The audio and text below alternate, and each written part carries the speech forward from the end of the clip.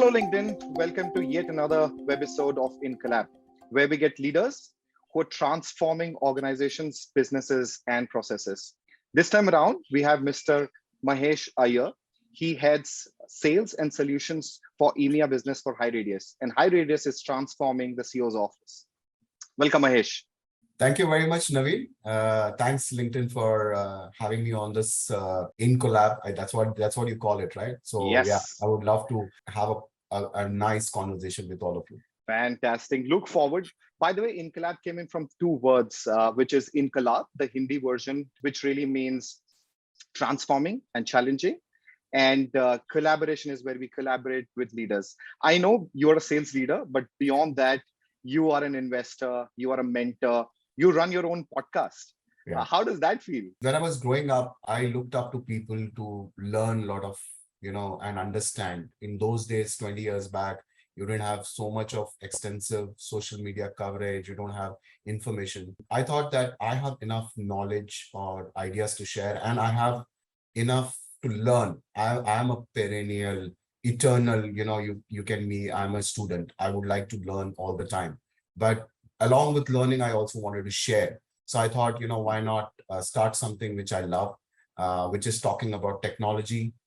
It was ideally supposed to be tech, travel, and tuxedo. You can see that's why I'm wearing something like that. So, but it started in that phase, but then over a period, I got only tech videos because people loved only tech videos. So maybe slowly after some time, I will have more travel and tux videos.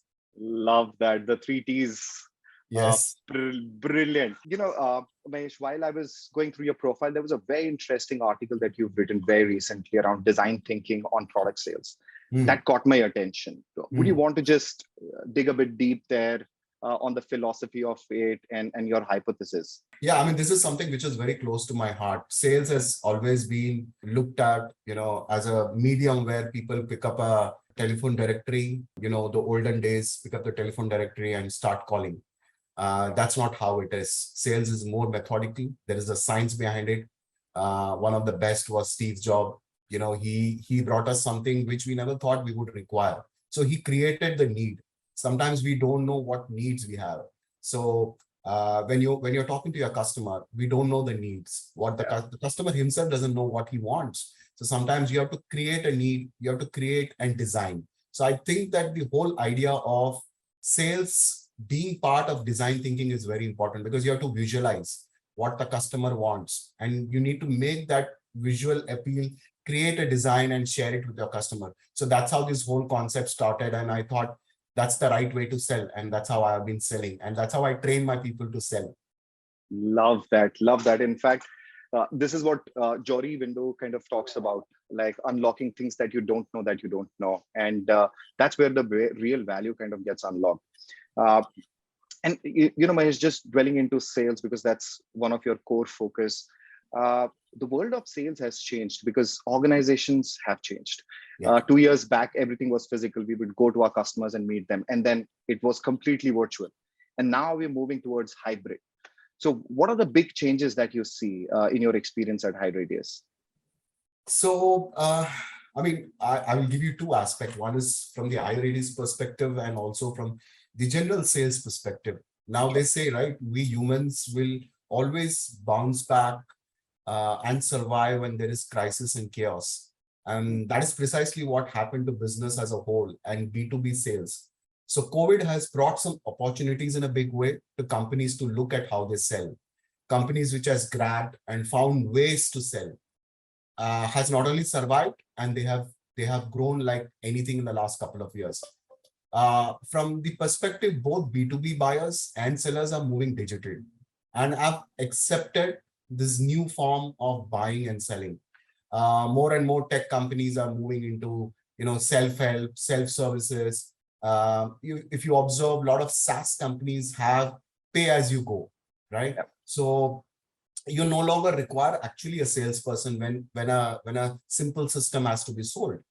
If it's a complex system, yes, you need somebody who can actually guide the customer, walk him through. So the digital adoption has gone as high as 70%, 70 to 80%. Wow. So more and more companies are digitally adopting. Similarly for us, it has been a perfect miss of, both offline and online. I always say, if you ask any sales guy, he will always say he wants to meet in person, and that personal touch, talking to the customer, taking him out for dinner and lunches. This will never go out of fashion. You can be as digital as possible. So yes, we want to be safe, but still customers wouldn't mind meeting vendors in person once in a while. So I would say hybrid is a way to go. If you ask me, all the serious stuff happens remote, and all the fun parts of relationship building will happen always in person. So that's my view on that. Love that. Yeah, I couldn't agree. Like I still miss lunches and dinners with our customers, and there was so much of interesting conversation that used to happen. Just doubling down onto that, Mahesh. What we've seen at LinkedIn is the relevance of sales that we keep on talking about. As you said, 70 to 80% is businesses now moving towards digital. So how do you see future of sellers, and where do you think they will add relevance to buyer's journey? So if you look at it, see, companies cannot stop functioning, right? Because they can't meet vendors in person. That's Yeah. never going to happen. So they have to meet either virtually or in a conference or in a remote way. So they have to adopt. So what will they do? So there a lot of more CXO connects, I know, happens best over a glass of wine or a good scotch. But sometimes you still want the same to happen. You want to meet the vendors. So what has happened is the new age tools are enabling more and more sales to be made online. This could be data intelligence tool. It could be, video recording tools. There are tools which has got AI, which has got so many features which helps the sales guy to work efficiently, including LinkedIn Sales Navigator. We have been one of, I at least personally, I mean, HighRadius is doing effectively using LinkedIn Sales Navigator in an amazing manner. Similarly, I do it. I mean, I use LinkedIn Sales Navigator, and I've been a LinkedIn fan for over decades now. And I know how important it is to have that personal touch. And LinkedIn Sales Navigator has been helping us in doing that, and has been helping me in doing that. Sometimes what happens, there are a lot of data intelligence tools when we are going digital. What happens is you get only the contacts, you get only the details, you get only the few information, or maybe a little bit of insight. But imagine if you know where your customer went yesterday. I mean, he's nowadays everybody wants to post where they are, or he wants to celebrate his his team event or a prize he has won. So how do you connect with that customer? You drop him a message, you drop him a nice email, right? So more and more personal touch has happened. In fact, I was talking to somebody and he was saying that, because we are not, everything is remote or hybrid, we are not having enough personal connects. I said it's absolutely wrong. Now we have more personal connects because customers sometimes will not tell you a lot of things when you meet in person, but he's now posting everything on social media. So you get the information from the social media to create more personal connect. So that's the way I look at it. So even though during COVID, most companies observed 70% drop in in-person selling, not only us, but most B2B companies have also seen increase of 80% in video calls, remote demos. So that has been something which I have observed, and I feel it's the new way of selling. But yes, please remember, it's going to be hybrid. It's never going to be one way, because you still want that personal touch. Awesome. So what you're highlighting is hybrid would remain, social becoming part of the sale ecosystem, because Correct. you can still be relevant and connected with the customer through the social signals that you get. And Correct. then the third thing that you spoke about is personalization, because now you know a lot more about the customer. You can really personalize your message, and quantification of the value that you can bring for the relationship and business, right? Correct. Awesome. Correct. Brilliant. Correct. So, we keep on talking about sales and marketing as two separate arms, which sometimes work together and sometimes they don't. There was a very interesting study that happened in US, and what came out was, because of misalignment between sales and marketing, $1 trillion of money was wasted only in US. And every company has figured it out. Like, what's your take on sales and marketing alignment? Yeah, I mean, surprisingly, I also manage a portion of marketing, so I can All right. I can vouch for a lot of things on that. So effectively, sales and marketing has evolved, and it is no longer pick up the phone, telephone directory, start of thing, and start calling your prospect. It's more of data driven. It's more of, where everything you need information about the buyer. And today, if you see, buyers spend more time online researching, in different platforms, social network. So just picking up the phone and calling customer won't work. So now it's not all about, only the sales funnel. It's also Yeah. about the marketing. So you need to have a marketing and a sales funnel together. So where you have the sales tool and the marketing automation tool. So again, I'm saying it's more data driven. It's no longer sales driven, but for more market driven funnel is what the focus is.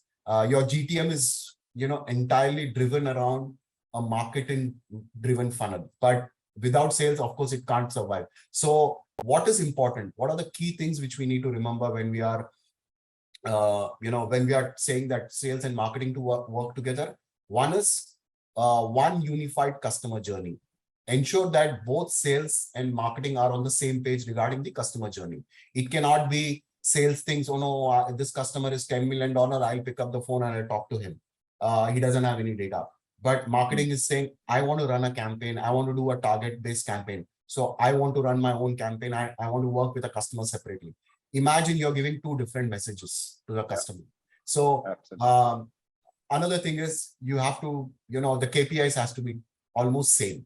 Sales teams are usually measured on number, new accounts, deals, renewals, while marketing is measured on the lead quality, quantity, and brand awareness, right? So you need to have a joint KPI. You need to figure out a way you can have a joint KPI. Third thing, I feel you should have a more marketing first approach. I mean, it is essential to understand the buyer's profile, both in the marketing and the sales side.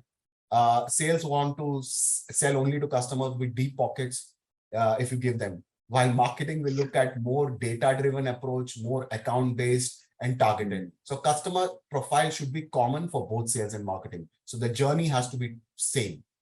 Fourth important thing is 360 degrees customer cycle needs to be understand, and the feedback. Voice of customers is the most important thing, and sales has to give, when they go on a customer call, they have to go back and understand the customer pain point and motivation to join the call and give this feedback to marketing. So next time marketing will have a proper messaging for its future customers. So a 360-degree feedback mechanism is very important when you have to, ensure that sales and marketing really go well. And one of the last portion, of course, I can talk for an hour for this, but I'll try to sum it up. You have to create good marketing collaterals, more focused on content marketing, which is the best way to nurture your prospect through different sales cycle stages. So yeah, they have to go hand in hand. These are some of the things which you need to take in mind when you have to go to market, taking both sales and marketing together. I hope I made Fabulous. sense of it, but I Oh, think that's how we're supposed to do it. 100%. I think there were some very powerful nuggets that you shared. I love the way you spoke about a unified sales and marketing approach, because a lot of times you would see sales and marketing not actually even talking to each other on how do you go to the market. I Right. love the way you spoke about customer 360 degree, and having voice of customer inbuilt in the marketing strategy and the sales strategy. I think those were like brilliant points that you made. Just a follow-up question on that. You said you would want to have a marketing first approach when you're building a market. Like, would you want to kind of double click on that? Yeah, I mean, see, what I meant to say is it is very essential to understand the buyer's profile. Now, what happens is marketing can do a better job in terms of understanding the buyer's profile. They would have enough data. So, for example, when typically what happens is a marketing team or an ABM team, which is what you typically call it, they will know the entire insights about the customer. Of course, nowadays, sales can also get it from LinkedIn, all the details, in terms of the customer corporate page. You can go, you'll get a lot of information. But there are a lot of things when, for example, when you do a content-based marketing, what happens is the customer responds to your content. And then the ABM team actually goes ahead and starts asking those relevant questions even before sales goes on to the discovery call. So what happens is typically the way HighRadius works is we have a ABM team which does enough marketing to get a lot of buyer information. So when the AE and the pre-sales guy goes on a call, they are equipped with so much ammunition about the customer that when the customer comes on a call, they get all the information and they ask those questions, relevant questions. So imagine you're going with a, in Hindi, they say, na khazana leke ja rahe ho aap customer ke samne. And taking that kind of a meet to the customer. Imagine customer thinks, oh, these guys have done enough research. They are not just calling me and asking me, what is your pain area? We know the pain area, but we want to double check in a different way. What is your pain area? That is what the marketing does. And when you have a good marketing engine which supports you and gives the sales guy that meat, that intelligence. So we have a very strong playbook, and that's one of the best part about HighRadius and any organization, if they want to thrive, they need to have a very strong playbook. And that playbook means you need to have a proper structure to your sales process. Love that. And you know what, for me, the most interesting piece in this was the fact that when seller is in front of the customer, that's not for the first time they're asking discovery questions. But what they do is they go with a lot of intelligence. They go with a lot of insights and then try and validate that insight. So that makes a seller more credible in front of the buyer. And you could have more meaningful conversations at that point in time. So typical cold calling is a passe, is what I could hear, in a nuanced way. You would have to kind of, it's not going to help, because you're going to move from, see, what happens is, let's say you ask any marketing person, they'll say my target is MQL to SAL, MQL plus to SAL, it has to move in that way. If the seller is not able to convert from an MQL to an SAL, I mean, marketing's entire effort will go vain. Now, marketing has supported the sales guy with enough information. So the sales guy is able to convert that MQL into an SAL. So see, that's why I said they go hand in hand. You can't leave any of them alone. Yeah, no, love that. Love that. Let's get into, your specific region, EMEA. Like, I know you've been in India, you worked here, and then you've taken up EMEA responsibility. How are the two markets? And with GDPR being one of the big things in EMEA market, how do you see that play from a sales org lens? Okay. So the best part is I covered in my career all the areas. I started with North America for almost 10 years. Then I was in APAC for almost 8 years. And in between, I had done EMEA. So now EMEA, first thing, most important thing is, of course, it's not EMEA. It is Europe, Middle East, and Africa. So when you talk about EMEA, you should never say EMEA. It's not one, because Middle East is completely different. Africa is completely different. Europe is 200% different. So your strategy first cannot be only for EMEA. It has to be for 3 continents, 3 different continents. Again, you have Middle East, Africa, and Europe.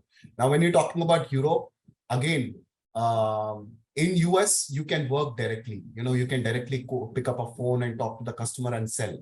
But in EMEA or in APAC, I feel EMEA and APAC as a very close resemblance. The reason being, different cultures, languages, currencies, regulations, they all, and complicated business practices across Europe. I mean, let me put Europe first, then tell you about Middle East and Africa. So Europe, when you're talking about only Europe, of course, GDPR comes into the whole picture. So how do you tackle this problem?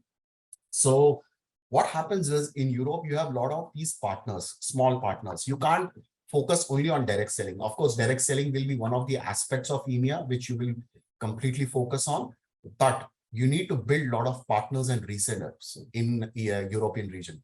So these local, for example, let's go to a French country. Now in France, language is the biggest barrier, right? They would prefer somebody who can speak French. Now, if I, as an organization, has to set up everywhere one location, different salespeople with different language specific, know what problems we will face. I'm sure LinkedIn is as big as anybody could be, and they are spread across Europe with different branches. But let's say if you were to go to France, I would prefer having a local vendor there as my partner, because he would know the nuances of that country and he would be able to sell better for me. So US will be more direct sales. EMEA will be mix of both partner and direct sales. So it can't be only direct selling. So you need a lot of partners there. Similarly in APAC, I mean, I worked Yeah. in APAC for a long time, and similarly goes for APAC. Different countries, different. So you need to figure out resellers, distributors, consultants, referral partners. So these are the kind of things you'll have to work in the European region. Middle East, very tough market to crack in a way, because it's kingdom driven. Most of the companies there are morely kingdom driven, and selling into a Middle East can be a big challenge. So we are not gung-ho about Middle East and Africa, but we are taking it slow. But I know it's a different way to sell in. If I'm gonna go to Middle East and Africa, I'm gonna have a different thought process. So when we talk about EMEA, we always say Europe, Middle East and Africa. No, absolutely makes sense. And I love the way you spoke about that direct selling could be just a part of it, but it requires a larger ecosystem to support, be it partners, resellers, your sellers, or other ecosystems. So just there was a very interesting article that I read, Mahesh, which was on technology used by sellers. Now, India headquartered organizations typically invest 1/3 in sales tech compared to companies typically in US. What's your point of view on sales technologies and empowering sellers on technology? It's like I said before, if you don't equip your sales, it's no longer, I mean, nobody with GDPR and all the other challenges which we are going to face in the near future in the other countries, it's all the more information you need to know whom you're calling. You cannot just pick up the phone and talk to the customer. So you need to have data. Now, data means what? Data is not just the information about the company. It's the information about the individual, behavior of the individual. For example, let's say you're targeting one customer and he's on LinkedIn. Let's use LinkedIn as an example. And that customer has a profile there and he's very active. But when you read his comments, which he's putting on all the posts, you will see that he's very direct. His behavior is, is different. Where if there is a post or if there is any question is asked to him, he answers it in a very different way. So the sales guy will want to understand his behavior pattern. So when he talks to him, he needs to be very clear that how the customer is, whether the customer is a very easy customer to talk, easy data-driven customer. If I talk facts to him, will he like it or will he not like it?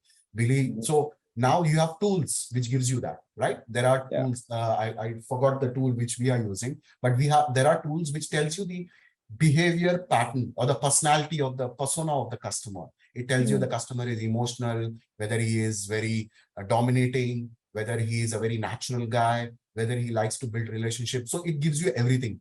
Imagine going on a call or a seller going on a call and he doesn't know the customer's behavior and he starts talking about everything and the customer gets really pissed and he loses that because the sellers don't have enough time, right? I mean, I remember, it might sound cheesy, but Shah Rukh Khan ka that hockey wala statement is there na, aapke paas 70 minutes hai.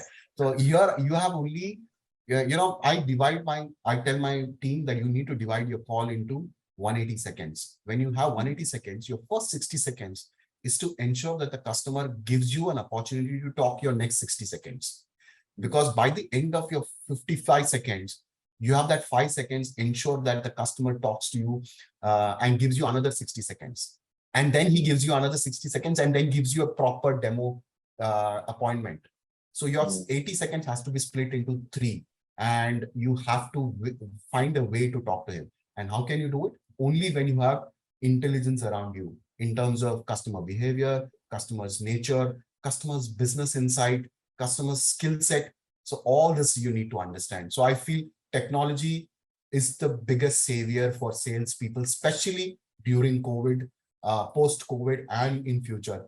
Earlier, sales used to be thought as a very, a low profession. Now, salespeople are the heroes. They are more like a, Casanovas of the corporate world, because they are flamboyant. They know how to sell. They know how to talk. So it makes more difference now than 20 years back, if I had to sell it, walking into a customer's organization and, trying to wait outside the reception, convince the receptionist so that she can allow you to, meet the customer. So imagine from that, we have traveled so far. Yeah, no, that was a different world, Mahesh. Yeah, no, 100%. Love the way you spoke about that first 180 seconds defining your moment or your value to the customer, and then breaking it down into first 60 seconds, what you do, which gives, where customer gives you a permission to take another 120 minutes. Massive. Correct. Love the way you articulated. Just a final question, Mahesh, and this is more towards people who have started their sales journey or sales leaders who are trying to build future sales organizations. What would be your 2 or 3 key advices when they're starting new, either as a leader or as a seller? First and foremost, you need to be strong on your product. If you're not enough, you don't have enough knowledge about the product, you can never train your people, and always train your people. To be a good sales leader, you need to have a training session every month, at least once, even if it is for 30 minutes. Ensure that you do enough training with your team. So understanding your team is very important. Now, when you train, you will start understanding your each and every member of your team, because you will have a team of 10. Now, all 10 cannot be same. 5 of them might be superstar, 3 might be a little bit average, and some of them bottom performer. Now, how do you bring the bottom performer up? The only way is you need to groom them together. Some say that, you need to teach them in silo. I would not say that. Groom them together. Ensure that that bottom performer is as good as a superstar in future. And how do you do that? First is, of course, you need to regularly understand their style of selling. That you need to understand. Every salesperson doesn't sell the same way, so your team member will have a different style of selling. Never demean his style of selling, because just because you are doing it in a certain way doesn't mean that the person has to do it in a certain way. If you walk into a street, every seller has a different type of selling their product. One is very loud, one is very sober, one is very digitally savvy. He tries to use a lot of information on you. So you need to figure out that. So to be a good sales leader, first is you need to be very good in your product knowledge. Because if you're not there, your team members will always going to say that, "Arey, mere boss ko hi nahi aata, main kya, what will I sell?" So that is something which you need to tackle. Second is train. Always train, and you learn. Most important is sales leader need to learn every time. They cannot stop learning, because the learning never stops for a sales leader, because he has to move, he has to create strategies, he has to build team. So he has to learn. There's no harm in getting trained. So train yourself regularly. That is the second thing which I will say. Third, and the most important thing is ensure that your team has your support all the time, and they should know about it in maybe in different ways. They should know that their team has your support. So always stand by your team. If they grow, you grow. They achieve the target, your channel target or your region's target just gets achieved. So focus more on the end result and the journey, not on the final whatever target is achieved. If their journey is good, they will achieve the target, is what I feel. Love that. Thank you so much, Mahesh, for a wonderful conversation. Thank you But I very look much. forward to have more conversations with you in future. Thank you. Appreciate. Thank you very much, guys. Thank you. Cheers.